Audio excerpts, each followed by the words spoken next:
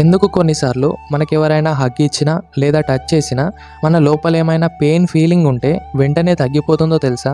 ఇది కేవలం ఎమోషన్ మాత్రమే కాదు, ఇది ఒక ప్యూర్ సైన్స్ కూడా.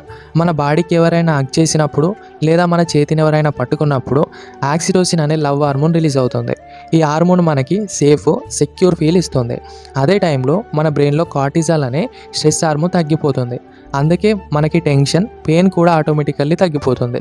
ఇంకొక ఇంట్రెస్టింగ్ ఫ్యాక్ట్ ఏంటంటే, టచ్ వల్ల ఎండార్ఫిన్స్ అంటే న్యాచురల్ పెయిన్ కిల్లర్స్ రిలీజ్ అవుతాయి. ఇవి మెడిసిన్ లాగా కూడా పనిచేస్తాయి.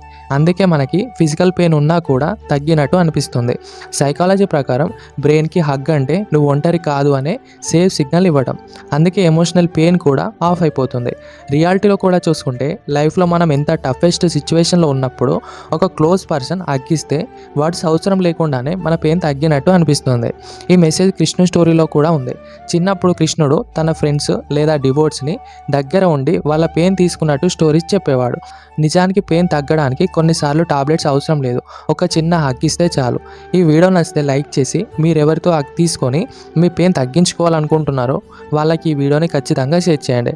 అలానే మరిన్ని ఇలాంటి బ్యూటిఫుల్ కంటెంట్ కోసం మన పేజీని ఫాలో అయిపోండి.